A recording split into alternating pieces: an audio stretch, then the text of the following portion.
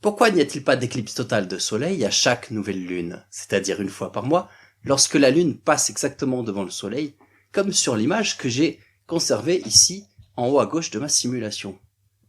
La réponse est simple, et on le voit sur les images suivantes.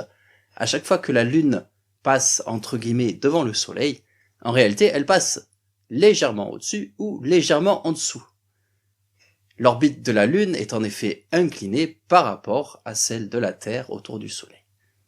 La ligne d'intersection entre ces deux plans des orbites, on l'appelle la ligne des nœuds. Elle est représentée sur le schéma en rouge. On l'appelle aussi parfois la ligne du dragon, car c'est justement lorsque la Lune passe sur cette ligne qu'elle est susceptible de produire une éclipse totale de Soleil. Et dans l'imaginaire collectif, une éclipse totale de Soleil, quelque part, ça ressemble un petit peu à l'œil d'un dragon. Bonjour, je suis Fabrice, je suis médiateur scientifique indépendant et mon entreprise s'appelle Planète Eiffel. Sur l'image de droite, la ligne horizontale représente la ligne des nœuds, alors que la ligne rouge verticale représente la nouvelle lune.